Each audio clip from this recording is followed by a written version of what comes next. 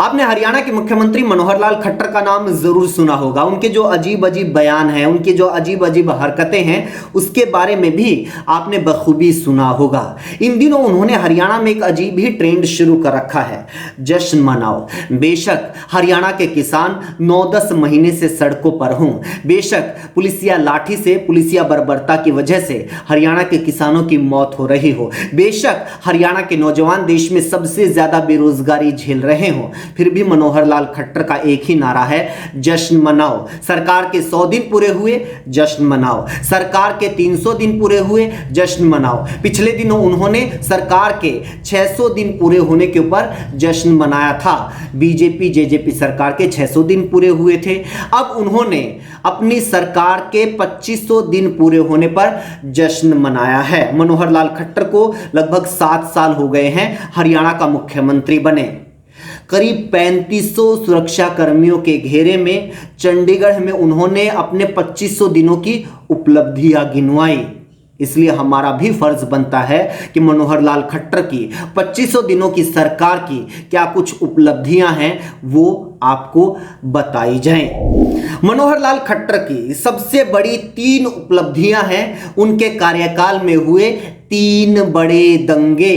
सबसे पहले जैसे ही उनकी सरकार बनी थी 2014 में, सरकार बनते ही एक मामला उनके सामने आया, सतलोक आश्रम बरवाला हिसार का। वहां के एक बाबा को पुलिस को गिरफ्तार करने के आदेश कोर्ट की तरफ से आए, लेकिन वहां पर खट्टर सरकार की कार्यकुशलता और अनुभव के अभाव की वजह से हालात दंगे वाले हो गए। कई दिनों तक वहां पर तनाव की स्थिति बनी रही। इतना तनाव हुआ कि आखिर में पुलिस वालों की तरफ से मीडिया कर्मियों के ऊपर ही हमला कर दिया गया। मीडिया कर्मियों को दौड़ा दौड़ा कर पीटा गया।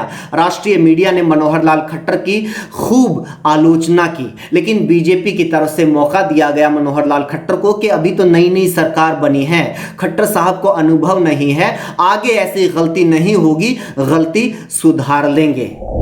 दूसरा दंगा हुआ खट्टर सरकार के दौरान। फरवरी 2016 में जाट आरक्षण आंदोलन चल रहा था, लेकिन खट्टर सरकार की कार्यकुशलता के अभाव की वजह से आंदोलन हाथ से निकल गया, आंदोलन बेकाबू हो गया। और जब मनोहर लाल खट्टर को अपनी कुर्सी हाथ से जाती हुई नजर आई तो फिर उन्होंने गोली चलाने के आदेश दे दिए। 30 लोगों की मौत हो गई। उस वक्त आईएनएलडी के नेता और आज की तारीख में खट्टर सरकार में मुख्यमंत्री, उन्होंने मनोहर लाल खट्टर के ऊपर 30 लोगों की सरकारी गोली से हत्या का आरोप लगाया था।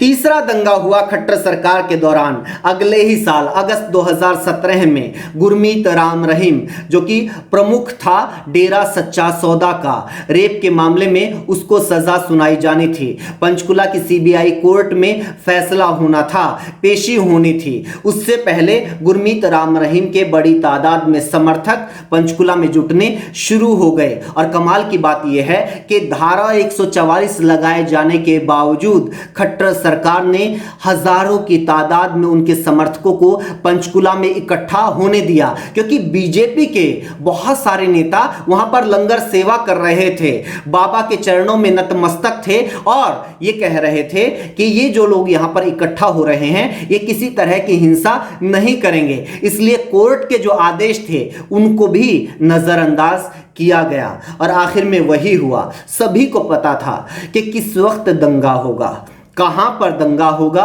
और कौन लोग दंगा करेंगे।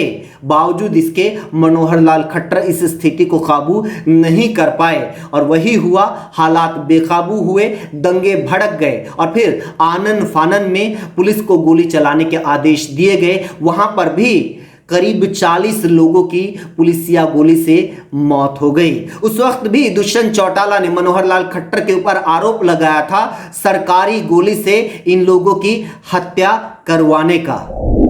ऐसा नहीं है कि सिर्फ मनोहर लाल खट्टर की उपलब्धियां दंगे हैं, और भी बहुत सारी उपलब्धि हैं। कई उपलब्धियां तो ऐसी हैं जो किसी और राज्य सरकार ने, किसी और मुख्यमंत्री ने हासिल नहीं की हैं। कई उपलब्धियां तो उनकी वर्ल्ड क्लास हैं, पूरे वर्ल्ड में नंबर 1 हैं और देश में तो उनकी लगभग सारी ही उपलब्धियां नंबर 1 हैं। इसके ऊपर हमने एक वीडियो ब्लॉग बनाया था, वो एक बार फिर आपको देखना चाहिए।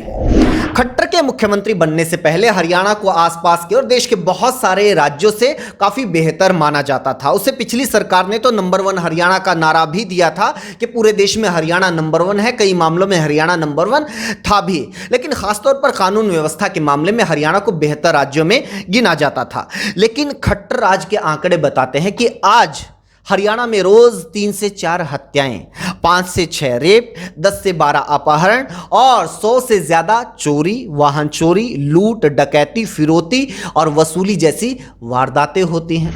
नेशनल क्राइम रिकॉर्ड ब्यूरो की रिपोर्ट के मुताबिक खट्टर राज में ही हरियाणा महिलाओं के खिलाफ अत्याचार के मामले में देश में तीसरे नंबर पर पहुंच गया। खट्टर राज में ही हरियाणा ने लूट, हत्या, डकैती, रेप जैसी वारदातों में तीसरा स्थान हासिल कर लिया। खट्टर राज में ही हरियाणा ने दंगा फसाद के मामले में यूपी और बिहार जैसे राज्यों को पीछे छोड़ दिया। जिस हरियाणा की पहचान दूध दही का खाना, उसके खिलाड़ी, पहलवान और हेल्दी लाइफस्टाइल था, खट्टर राज में वो हरियाणा नशे के मामले में पंजाब को भी पीछे छोड़कर आगे बढ़ गया। नशे की ओवरडोज और नारकोटिक्स के मामलों में हरियाणा लगातार कई राज्यों को पीछे छोड़ता जा रहा है।